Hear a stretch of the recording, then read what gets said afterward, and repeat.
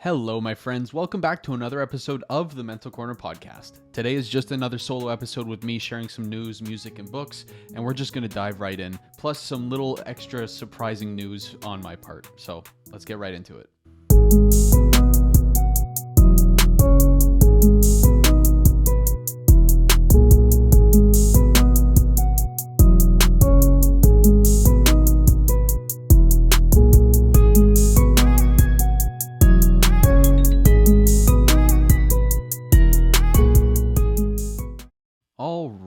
All right. Hello, everybody. I hope everyone listening is doing well. I guess I'm just going to dive right into the news. If you follow me on Instagram, you know that I've been kind of teasing that there's a big change coming on in my life, and I'm very excited to announce it. And if you follow my main account, not the Mental Corner, but my other one, my personal one, you already know the secret. It's not really that big of a surprise anymore. But I got into teachers college at Western University pretty last minute. It was a couple weekends ago. I got an email just, hey, you're in.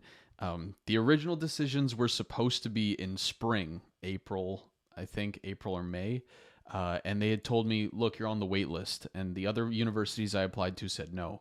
So I hadn't heard anything, and I just kind of assumed that was it. I didn't get in. So by the the week before I got the email that I was in, I had already been fortunate enough to get hired on a new job. I had plans to move out with some friends. Like, I had all of these plans going, and then this email just kind of threw a huge wrench in the plan.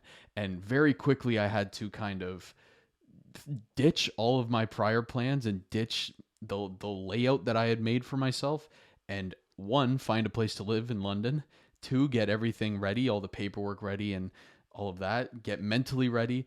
And it was just a bunch of changes. And obviously it's a very positive change, and I am super thankful and appreciative that I've been given this opportunity. To be a teacher has been a dream of mine for forever. So I'm super excited to be able to teach science to high school kids. It will be a very interesting change of pace from my other job as a delivery driver. But I am very excited. But of course, while it is a positive change, it's still a change, and that has led to a lot of stress on my part. It's kind of why I've been quiet on social media. It's kind of why I've been quiet on the podcast, and it's a big reason why there haven't been as many guests and more solo episodes on this show. Just because with scheduling and everything, I really wanted to take at least a couple weeks to get acclimatized to my new situation. And now that I'm moving to London and I'm going to be, reintroduced to the school system and reintroduced to university life, it's been very hard to predict when I will have time to record with other people. So once I get that done, it's going to be no problem. Once I figure out where I can record, hopefully my room in London will be fine. But until all these questions are answered, it's really just going to be solo episodes from here for the next couple weeks at least, just so that we can get back on track. Now, the show itself, it will still go on. I was questioning that as well, just because am I able to do all of it together? But the show and this platform that I've made, it's just too valuable to pass up. So the show will continue, obviously, just solo episodes for now, but we're still doing it. We're steamrolling ahead. But yeah, so a big change. I'm super fortunate about it. But yeah, that's basically the wrench that's been thrown into my plans. Another big reason I kind of took a little mini break, and I've been quiet on social media and have been doing a lot of solo episodes. I mean, this is trying to be totally transparent, but I recently recorded an episode with a guest. Not going to say who, not going to give any details. I did not release the episode. It was overwhelming. It was in a negative way, not overwhelming like I usually have with episodes where it's inspiring or it's a powerful story. This was overwhelming in the sense that it was just incredibly negative, and just I don't even know. There was a lot of doom and gloom in it, and it was a lot of it's really hard to put into words what the episode was. But long story short, while we were recording, I was kind of disassociated. I feel like I wasn't there, because it was just right off the bat. It was so overwhelming, and it put me in a weird mood, and I kind of left my laptop in the corner of my room for the whole week. I didn't touch it. I've debated releasing it or not just because I wanted to keep episodes rolling out, and I just ultimately decided that not only did it not align with anything that this show stands for, that this platform stands for, but it was just such a negative interview, and I just would rather not have that in my show. So kind of threw me off a little bit. But that's why there was no episode last week, and that's why there's been a lot of solo episodes, because that one really threw me in the ringer. And yeah, but you know what? We're here. I've been very fortunate to have recorded as many episodes as I have without that happening. Um, so, I mean, there's the silver lining, is that it was bound to happen, right?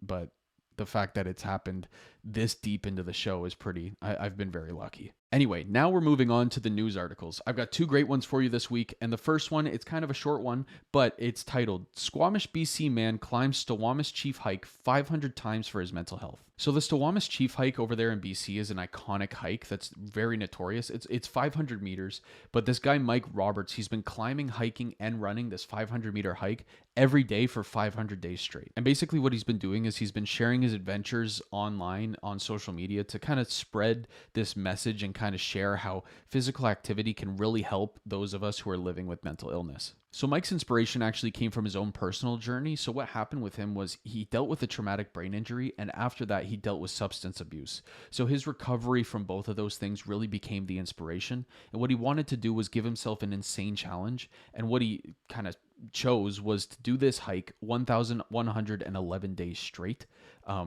And so he's just gotten to the point where it's day 500 now. And it's become such an inspirational story and journey that a lot of people have been joining Mike on his hikes. And one woman, Solana Green, who actually met him on the hike and kind of heard his story and was inspired by it, she states that we can all relate to Mike's story. We've all been in a situation where we haven't had the best moments, and someone has been there to help us and be by our side. So I love this story because not only does it promote positive mental health and positive physical health, but it also shows the impact of community and connection and kind of how we can all lift each other up to do better. And it kind of goes in line with the article from last solo episode where I talked about how community can really shape us and kind of move us forward in the future in a positive way. So this was just a great article to read. So shout out to Mike, and all the best to get to 1,111 days straight. All right, and article number 2, again with the music themes. I'm a huge fan of music, if you couldn't tell. I'm pretty sure every solo episode up to this point where I talk about news has dealt with a music article at some point.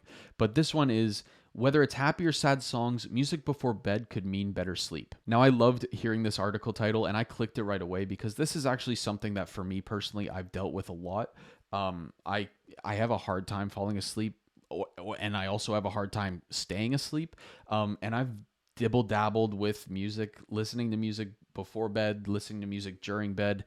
And I've just always had mixed results. You know, sometimes I'll listen to a playlist, fall asleep right away, stay asleep the whole night, feel amazing. Other times I'll use the exact same playlist and I just can't fall asleep, or my dreams are altered because of the music, and then I just have a terrible sleep. So it's been such an interesting trial and error for me personally, so I really wanted to dive into this one. So this article focuses on a new study that was done in Singapore, and it kind of shows that specifically sad or happy music played before bed could benefit the quality of sleep of that listener. And what they did was 62 participants who were aged between 19 and 32 were asked to listen to either happy, sad, or pink noise music for 5 days straight. And then after the 5 nights, they were told to spend 2 nights without listening to that music at all. And then after that, they were told to self-report on their sleep quality and how they felt when they woke up. And what the results showed was that anyone who listened to happy or sad music actually showed a higher quality of sleep than those listening to the pink noise. And it was also reported that stress was reduced during the day and life satisfaction overall was improved. The interesting thing in this study was that whether you were listening to happy or sad music, it didn't matter. Both of them showed pretty similar results. Additionally, these studies showed that playing music at bedtime could boost the mental and physical tranquility that's required for a solid night's sleep. There's a great quote in this article by psychiatrist Alex Dimitriou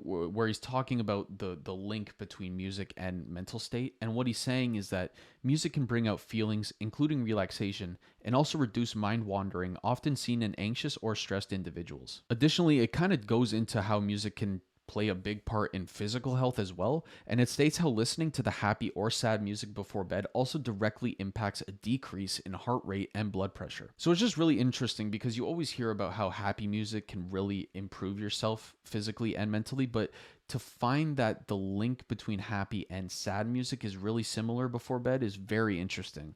You wouldn't think that sad music would improve your physical and mental well-being, but this article kind of shows that it could potentially. Now, of course, they also state that because it was self-reported by the participants, there might be some flaws here and there, but regardless, it is a really fascinating result and study. So if you're having trouble falling asleep or just have a terrible quality of sleep, why not do a little trial and error? Try it out. It could be super beneficial. It's one of those things that would take minimal effort for you personally, but could really have a great impact on your sleep and just overall health. All right, now for the book recommendation. So this week I wanted to recommend a book that I read last year, but I loved it so much. It's called The Comfort Crisis, and it's by a guy named Michael Easter. So this book really sheds some light on how, as a society, we've become more comfortable and sheltered than ever before. And it kind of dives into how that's actually a negative on our mental and physical health and also our mental development. Additionally, Michael explores the evolutionary mind and body benefits of living at the edge of your comfort zone and really reconnecting with the wild. He chats with a ton of interesting people who are super qualified and have really, really fascinating backgrounds. And they talk about, what it truly means to be human and how we can start to implement daily challenges in our everyday life to kind of get rid of this overall comfort that we're experiencing. It really is it really is such a fascinating read, and it really made, for me anyway, it made me want to throw my phone out. It made me want to throw this book out and just run into the woods and hunt some elk or something. It is a great read, so shout out to Michael, and you guys are definitely not going to want to miss this one. Now time for my music recommendation. So I've done albums, I've done playlists, but today is only a single. It's called Survivor's Guilt, and it's by the rapper Joey Badass. So this song was created as a tribute to two people in Joey Badass's life. The first one being Capital Steez, who was an affiliate of Joey Badass, and also Junior B, who was Joey's older cousin. So Capital Steez unfortunately took his life in 2012, and Junior B was burned in a car accident in 2014. So a lot of loss that Joey Badass was experiencing, and a lot of traumatic loss at that. And so this song was kind of, it was released on what would have been Capital Steez's 29th birthday, and it kind of just dives into the survival guilt that Joey Badass is experiencing and kind of his emotions going through his day-to-day life and year-to-year life on, anniversaries and all of that. And it's just such a super powerful song that really brings us behind the scenes of, a friend's perspective when a suicide or a death occurs close to home. It really is just, it's an awesome listen. You don't want to miss it. And shout out to Joey Badass for being so vulnerable and open about the struggles that he experiences with this stuff. I just love how rappers, musicians, authors, celebrities, everybody, they're being more open, and they're having these open and tough discussions because, man, we need to have them. They're important. Okay, so that's all I've got for you this episode. Again, going to be a lot more solo episodes from here on out. I'll keep you guys updated on the move and the transition back into university life. I haven't been to a campus or a university since I graduated in 2020, so that should be interesting. I'm actually really excited to kind of get out of my own little bubble and go back out there. I've been dying for it, actually. But yeah, no, it'll be really exciting. And of course, I'll keep you guys posted. Yeah, that's it. I hope you guys have a great rest of your day. I hope you have a great rest of your week, heading into the weekend. And yeah, just keep being awesome. Keep listening to the show. If there was something in this episode that you found interesting or you wanted to share with other people, please like, comment, share, subscribe, give 5 stars if you're on that podcast platform, and share with someone who might want to hear this episode. I love you guys, and have a great rest of your day again. Peace.